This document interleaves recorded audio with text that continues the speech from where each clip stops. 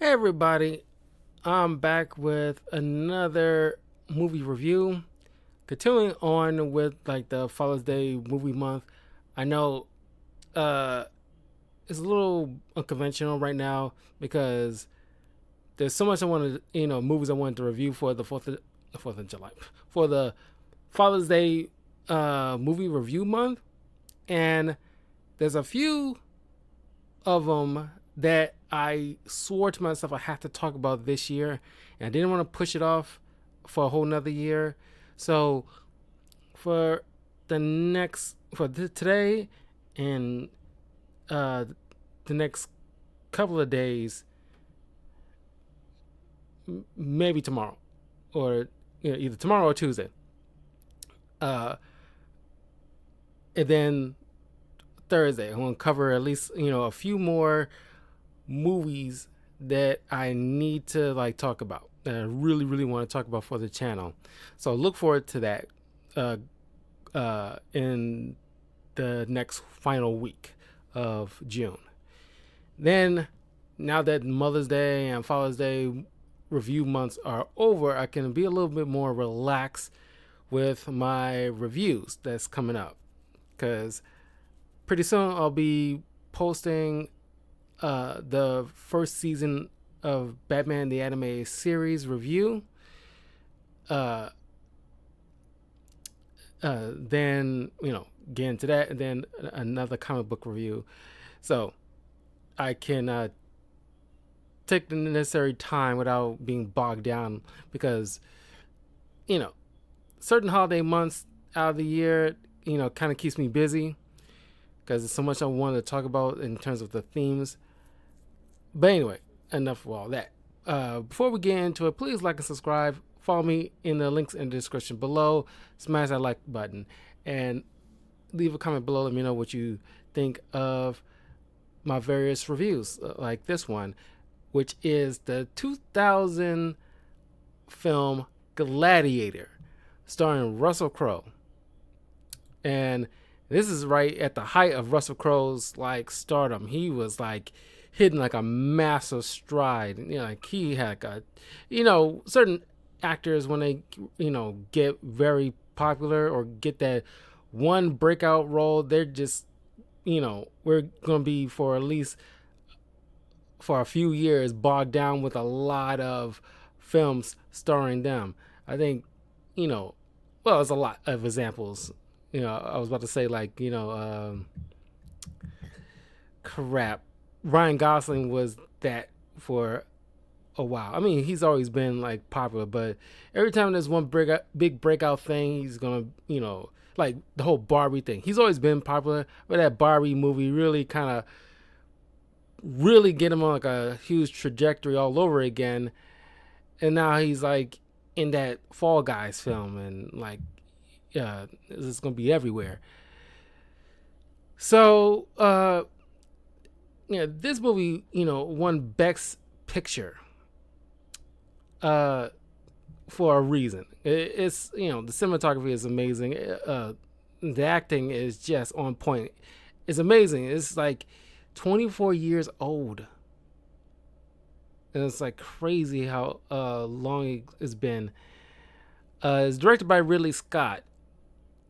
Um, Russell Crowe stars as this Roman general Maximus Decimus Meridius, and also Joaquin Phoenix. He was popular, but that Joker movie really made him super popular.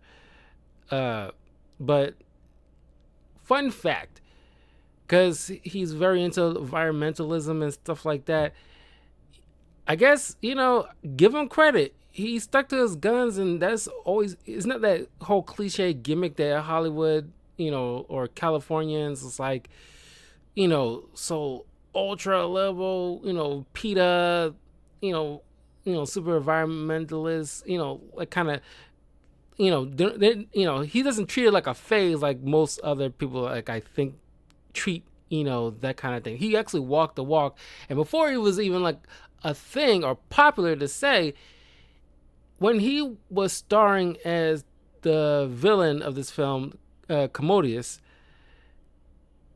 the costume he was wearing wasn't real leather. It was like fake leather. Wanted Ridley Scott to provide him with like a costume where it's like fake leather because he refused to wear anything that's actually like made from you know uh, animals. So I gotta give him credit. He like walked that walk, and he's always you know uh, been like that for many years. So because I appreciate it. It's like I have no problem with people who's like vegan or vegetarian or any of that kind of stuff or refuse to wear anything made from animals.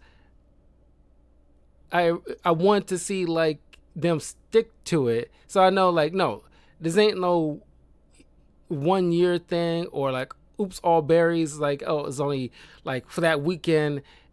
No, like you are dead serious, and the proof is in the pudding with the years that you stuck to it. So like yeah, I appreciate that. Uh, Connie Nielsen as Lucia, uh, sister to Commodius. Oliver Reed as Antonius Proximo, former gladiator, and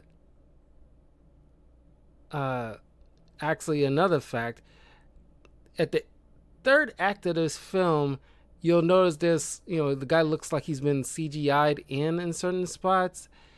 That's because this guy died. Partway through the filming of this movie because I guess according to reports, he lived kind of like a hard lifestyle. Like hard, I mean, like he kind of drunk a lot, and so he ended up dying, and they had to CGI certain parts of him in at the end of the film. Derek Jacobi as Senator Gracious. Jamon Hansu. I think this is probably the first movie I ever saw Jamon Hansu in anything. As Juba, an African tribesman taken from his family by slave traders, and allied to Maximus. Which, by the way, another fun fact: the character of Maximus wasn't a real dude. It was created for this film, so it wasn't never like a legit character of Maximus. Richard Harris as Marcus Aurelius. Ralph Moeller as Hagen, Germanic warrior. Uh,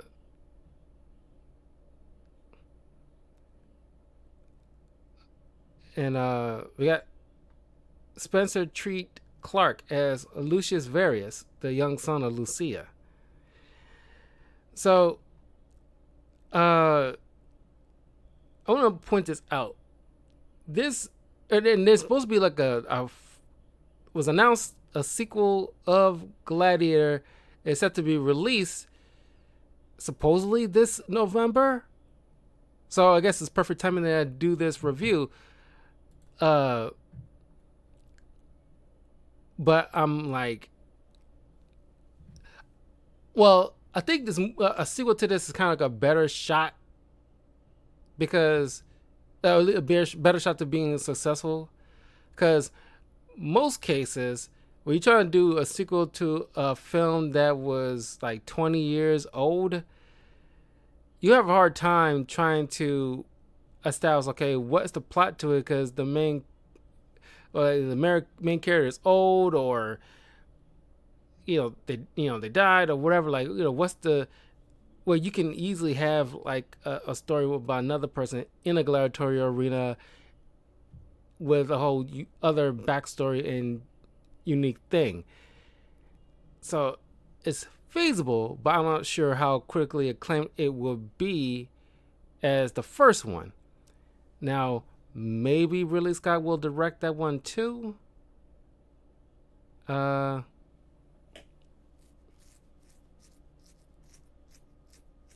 Yeah, it was like directed and co-produced by Ridley Scott. So I have high hopes for that.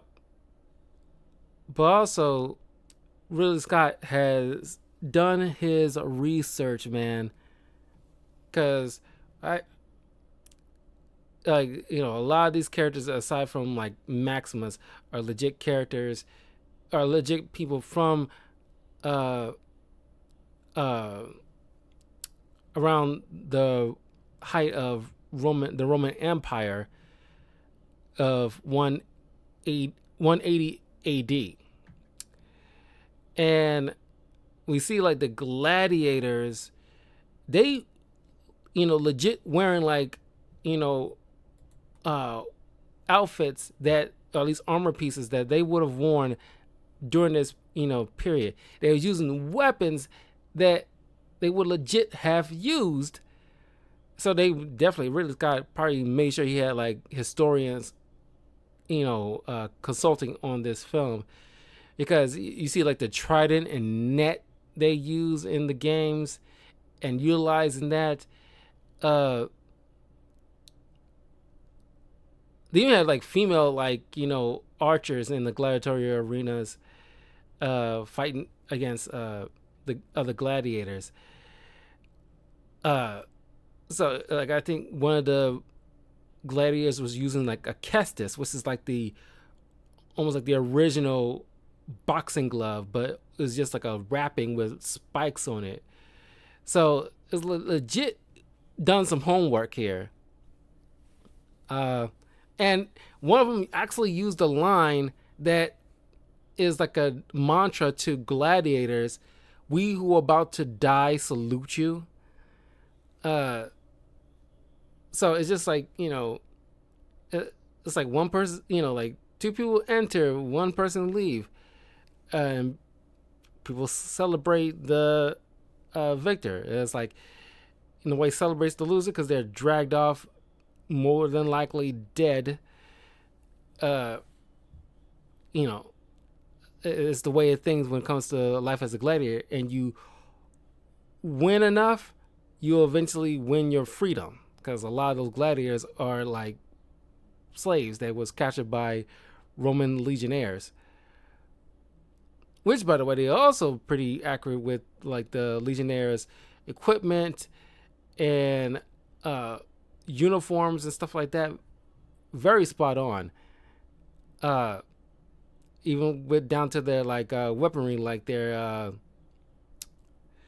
uh, like the pulums and things of that nature, and their gladiuses swords. Um, the one thing I gotta bring up is that at one point in the arena there's chariots with sides on the wheels, and then cutting one person in half. Now, if you watch Delia's Warrior, and I really like that show, luckily you get to see them test out these ancient weapons to actually see how effective in killing they are. And one of them, one of the episodes in season 2, I think it was, yeah, it was like the Celtic warrior versus a Persian warrior. And I think it was the Persian warrior who has like a chariot with a scythe on it. And to test to see if it cut through anybody, they tested on like a pig carcass, and it didn't cut the thing in half. What it did was lacerate the body, and it definitely put a person down, and it just wasn't an instant kill. Put it that way. You'll knock that person on their butt, you cause some lacerations a bit, but it's not something like Hollywood would depict where it'll just cut somebody cleanly in half. That a scythe on a chariot, despite it will hurt a lot clearly, but you won't die like that. You'll probably will be bleeding a lot, but you can probably get some medical care, and you will probably survive quickly, if somebody gets to you right away. But yeah, I just thought I'd point that out. So yeah, those are like, Oh, another fun fact. This is the last fun fact. Then I can get into the story.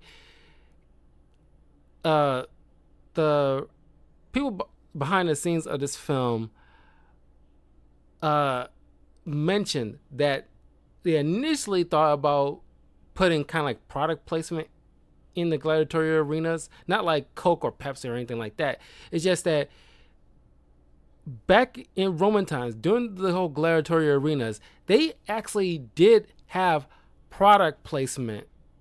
Essentially, what we would conceive as product placement to like, show off like certain like, particular products.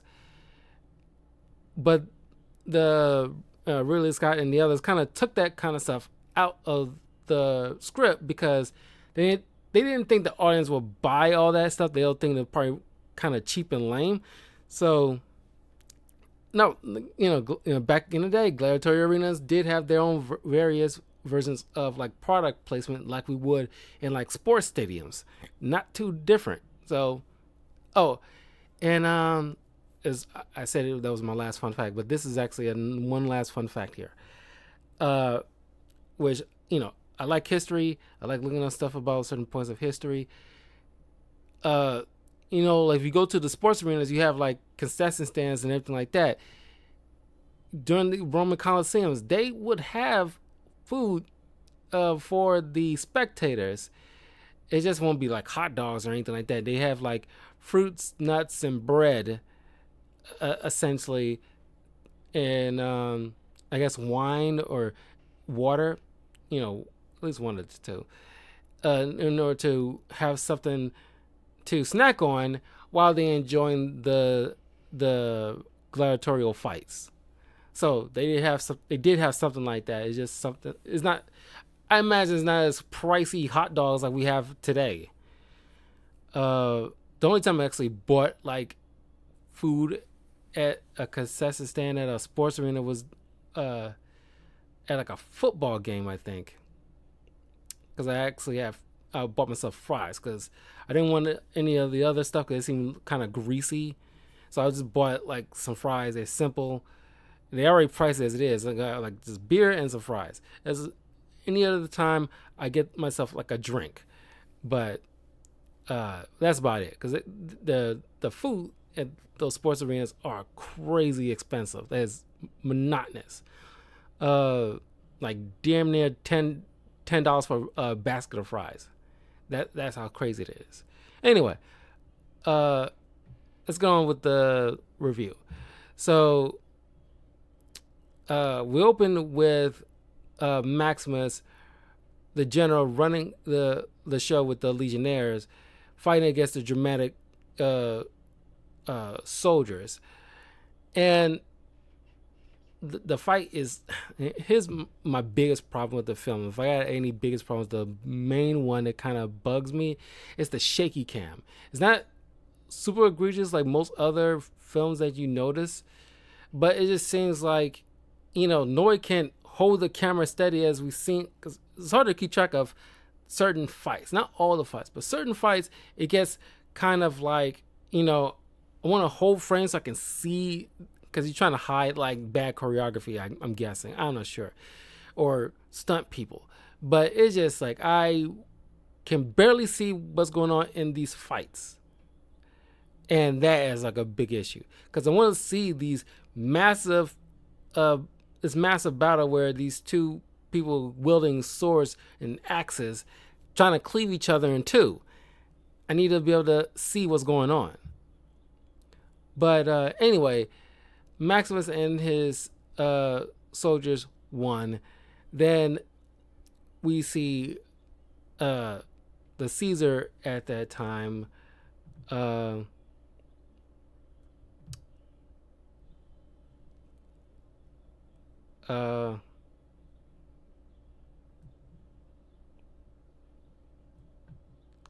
Marcus Aurelius. Then we also see we are introduced to Marcus Aurelius as well as his son Commodius and daughter Lucia. And Marcus, even though Maximus like this is his. It's kind of like military people of today. It's like I did my tours of duty. I'm ready to go home. I'm done fighting. That's where Maximus' head is right now. But Marcus sees him as potential ruler because he's steadfast and he's honorable, but that's not something that he wants. Uh, Although he wished that his daughter was born a son, so because she has like a good head on her shoulders, but needs like a male heir to run things. But he has no what's the word? He doesn't have hope in the capabilities of Commodius to effectively lead. And of course, in the real world, Commodius had two brothers, but they would have died young. So I guess it would have been around this point in time that he would have been the only male heir. Even though we come to realize this dude is kind of sadistic. But upon learning, because this dude is, I can't help but look at him and think of Homelander right now, where it's just like you know, a man, a overgrown man child, who, wants people to love him, but he's not an effective leader. He's kind of pompous in a way, and doesn't want the end the response. This kind of reminds me of Scar from like The Lion King, where it's like this, guy wants the title, but none of the responsibilities, and doesn't want to deal with like the nooks and crannies of being a leader. But he ends up secretly killing his own father, and takes his place as by right as emperor. But then he asks Maximus to pledge his loyalty to him. But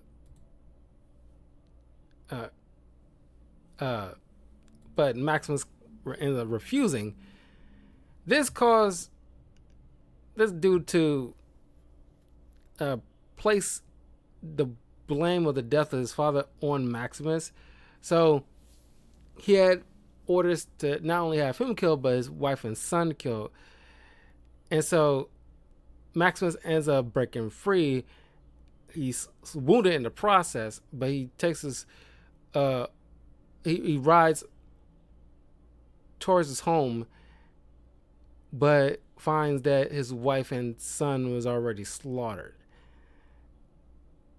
So he, with his last bit of strength, he buries them before passing out, and he ends up getting picked up by slave traders, and he's sold off to Proximo, who holds these small little gladiatorial games. And that's where Maximus meets like Juba, who he befriends because he's from Carthage, which, if you don't know, you're a bit of like Roman history. Like, wasn't it some kind of thing a year ago where it's like asking guys, how often do you think of the Roman Empire kind of thing? And I'm not sure. I'm not sure where that came from and why that is. That was like a thing, because I don't know. That's not something that's on top of my mind. It's like, how often do you think of the Roman Empire? Not really much, ever, unless somebody brings up history. Maybe it's one of the top 5 things of historical periods that will come to mind. Anyway, Juba's come from Carthage, and the Carthaginians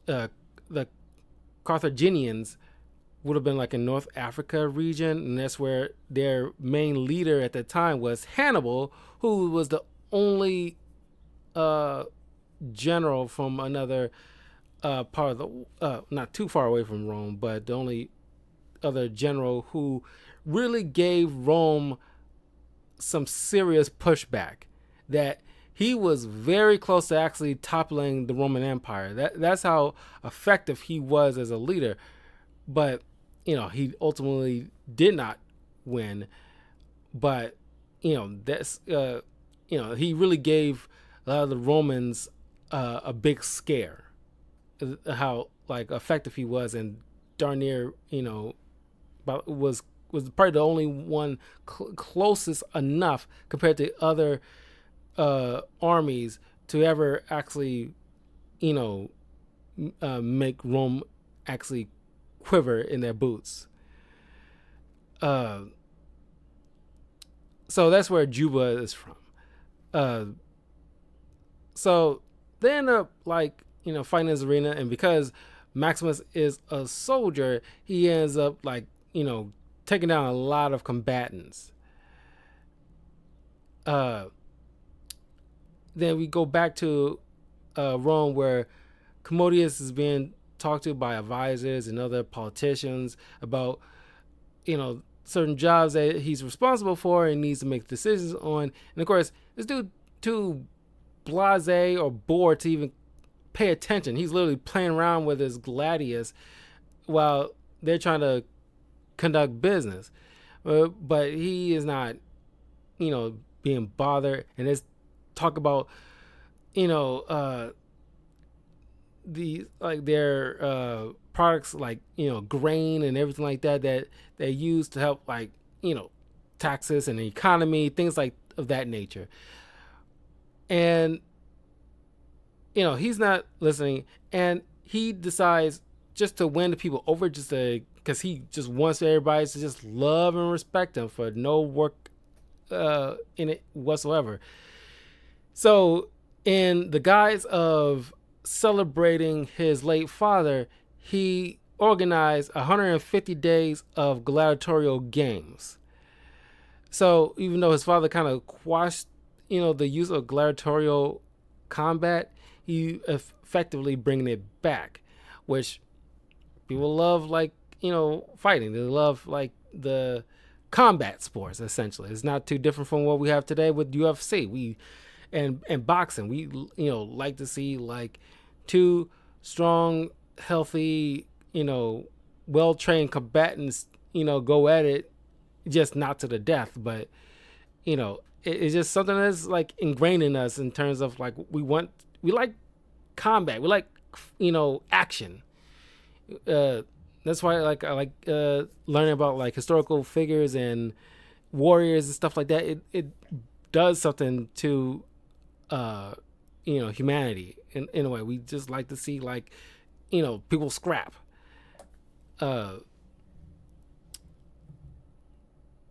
So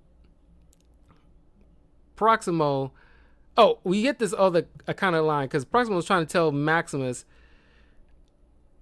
you got to win the crowd. If you want to win your freedom, you got to win the crowd, because you're just killing, because you're just effectively just like a butcher. You're not, winning the crowd, essentially. If you win the crowd, get them on your side, they will love you, and therefore you need to count on them to get the emperor to give you your freedom. And he get after one battle, because he kind of because he's like a dead man walking. He lost everything. He just waiting for a chance to die with no purpose. But then you get this iconic line in one of the because it's two iconic lines from this film that is probably still quoted even to this day, but this one especially. Are you not entertained? Are you not entertained? Is this not why you are here? God, it's just I don't know why. That's just because Russell Crowe is such an impressive actor. He made that line such an iconic line where you literally can't help but say that when you're in an arena or amongst a crowd of people, and you just hyping them up. I was are you not entertained? It's I don't know why. It's just the way that was delivered that set the tone forever. As a matter of fact, after the success of this film, people done a lot. That's another fact here. People have done a lot of research, like the hype of Roman era spiked, and interest of learning about Rome and everything around it spiked immensely after this film. It became like the top of like the tippy top topic of everybody's lips for a while. That's how popular this movie got. Uh, so Commodius organized to get a lot of the some gladiators for the combat and everything like that. So while masked, Maximus and Juba and the other combatants there who survived so far enter the arena, and it starts, because Maximus is a well-trained soldier, he instructs all the other gladiators with him to how to fend off the other attackers in like an organized fashion, with their shields and bladed weapons. They managed to fend off and beat back the combatants. Like I said, it's shaky camera work, but you still can follow along to a degree. And Commodius comes down to greet the guy who was pretty much leading the charge here. Oh, by the way, you also get like the most iconic Joaquin Phoenix gif, or memes, or just gifs that you probably still remember. It's like, doing like woo, and the same out his tongue like that thing. You get those from this film, and as soon as I remember Joaquin Phoenix was in this film, I immediately just deep in my subconscious got brought to the forefront. Like, oh my god, I forgot this is where the iconic Joaquin Phoenix GIF meme comes from. It's fun to revisit, the old school memes. Anyway, so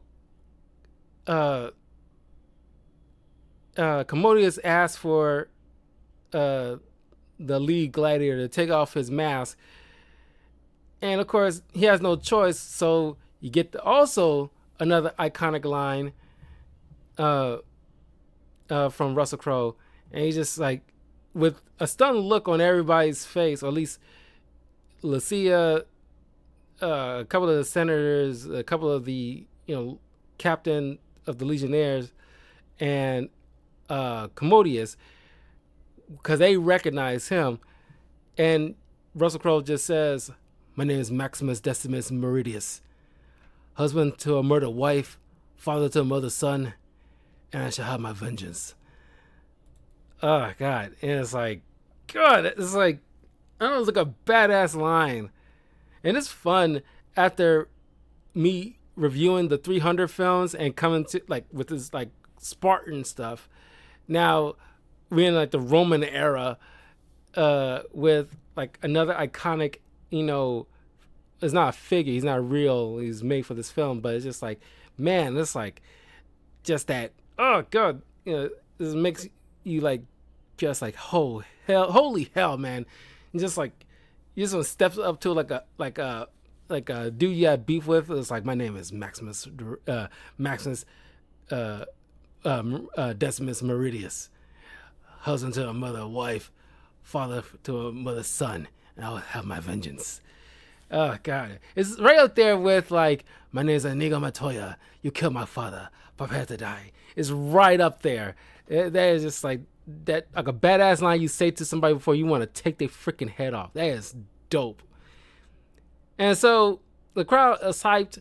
They're like cheering, to spare him. So Commodius can't disappoint the crowd, otherwise they'll end up turning against him. So he's like, he fought well, he won, I have to spare him. So he gives a thumbs up.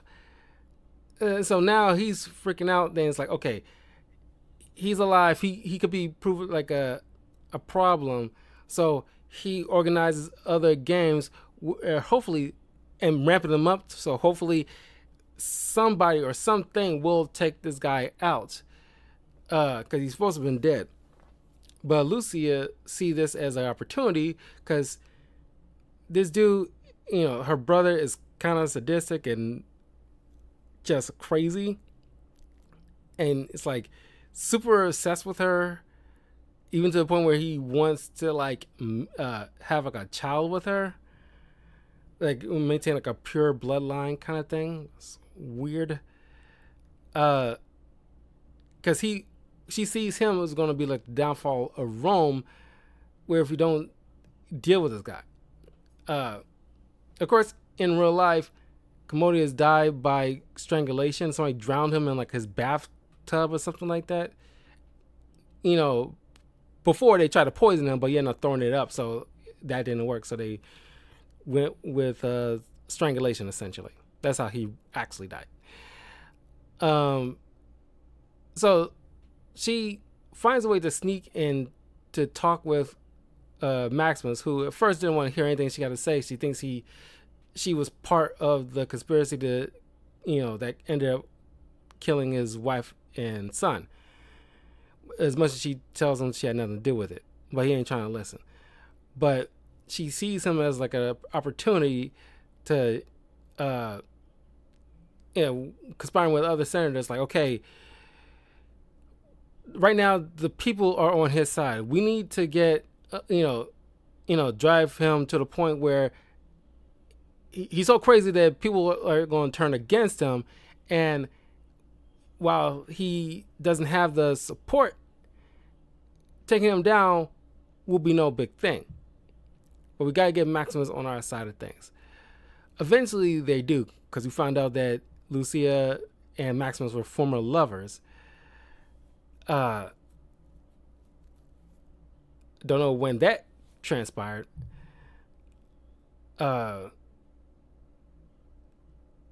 So you see the down spiral with Commodius, with having like certain guards killed because they, failed to do their part, and also taking down Maximus years ago, but also, well, I mean not years, but at least months, maybe. I'm not sure how the time span was around this point, but trying to prove like the captain of the guards, Quintus, and proving Quintus, trying to see if Quintus is still loyal to him. So, despite his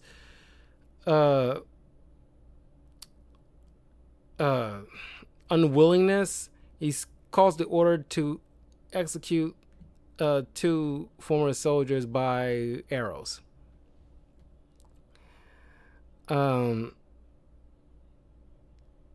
But then you see like Lucia's son really idolizing Maximus and seeing him like a hero. And this eventually kind of upsets Commodius. Like I don't have a love for nobody. Like nobody loves me. I need to be loved. Y'all gotta like me, kind of thing. He's like kind of crazy. It kind of reminds me of another Roman dude who was freaking crazy as well. His name also starts with a C. What is it? Infamous Roman Caligula. I know it's like Caligula. It kind of reminds me a bit of Caligula, who was also kind of sadistic. He was Roman emperor of 37 AD.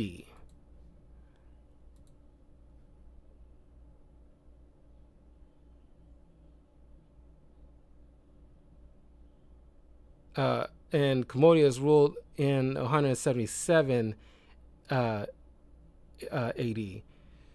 So Caligula would have been long since dead at this point. But it's funny how nobody, like look at us like, man, we got another Caligula on our hands. But the only difference is, Commodius was like,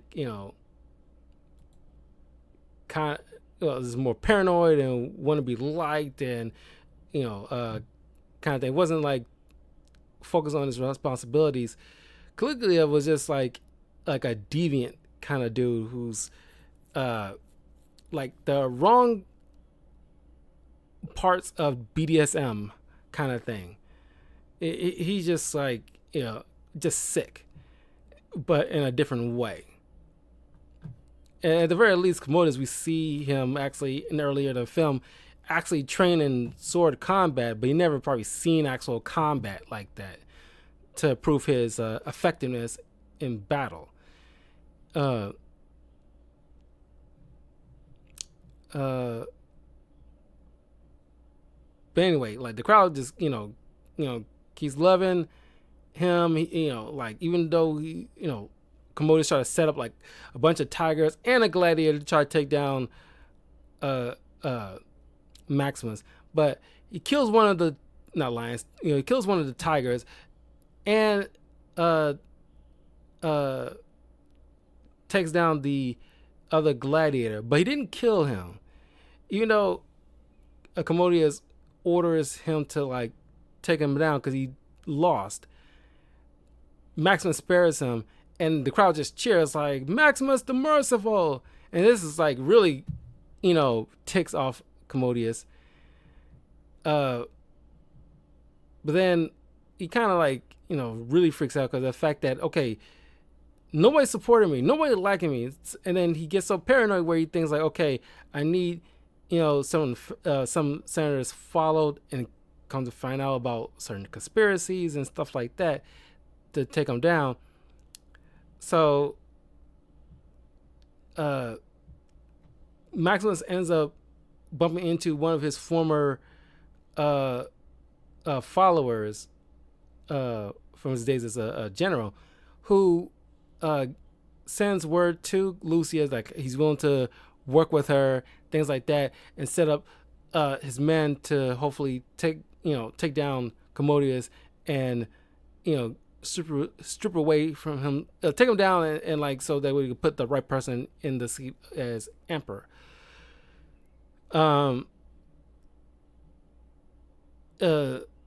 Commodus guards goes to the area where they housing, where Proximo is housing all the, the gladiators. They try to lead a revolt. They ultimately are stopped, but Proximo and a couple of others ends up dying in the process. Sorry, got hair in my throat.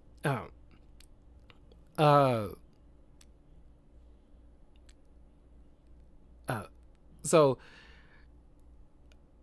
Maximus ultimately is end up captured and brought him to the arena, but not before wounding him to because he wanted to get him an edge. He's trying to gain the advantage and stuff like that. So he finally, I'm going to challenge him. I'm going to win, and the crowd will end up loving me just by default. And so it's down to these two, and of course, and it's like kind of like what I kind of appreciate, where it's kind of like a short fight, probably no longer than maybe 5 minutes. It's not like a long drawn out thing because this dude isn't like battle hardened as Maximus, so there's no reason, despite him being injured, should have no problem taking down a guy like this. It's like it's something that we wanted to see from like the Force Awakens with Rey, Finn up against Kylo Ren. Despite Kylo Ren being injured, he had the proper training by both Luke and Snoke, where these two have zero training. And that's why people cry foul when Rey, despite everything, manages just kind of like to beat this dude, where she shouldn't really, because kind of, that's where the whole Mary Sue comes into play, because like you really should not. It should have gone out, not maybe exactly like this.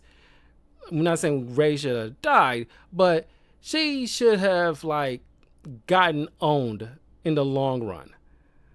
because she's inexperienced. It's just how Maximus beats Commodius very easily in just like no longer than 5 minutes, despite him being injured, because Commodius isn't really trained like that. Yeah, sure, we see him getting a little bit of training, but like he isn't battle hardened like Maximus, who had years of battlefield experience underneath his belt to be combat ready, despite the handicap.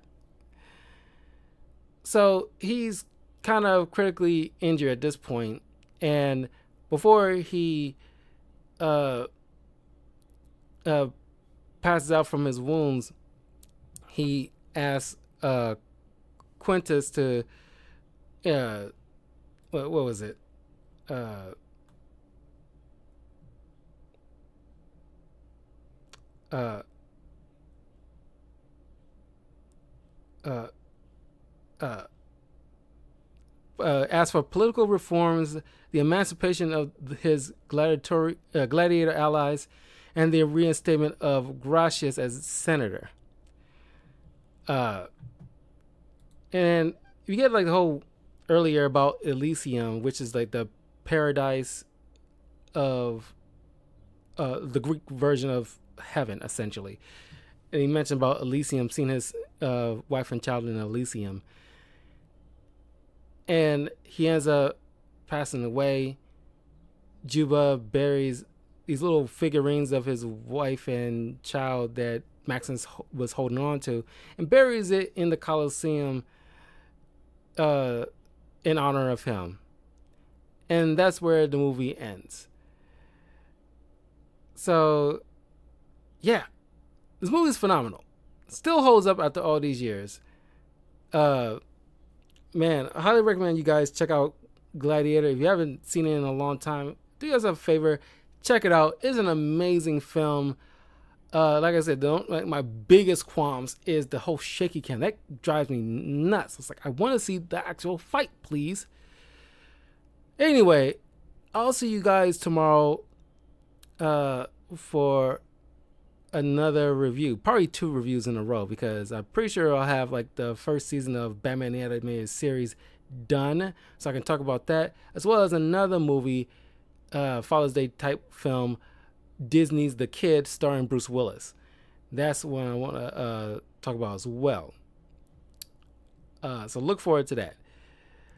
But anyway, have a good night, everybody. Have a great weekend. And of course, 4th of July is coming up soon, so hopefully you guys are prepared for some barbecue, some good barbecue, and having like a good July 4th. Anyway, take care, and I'll see you all soon. Peace.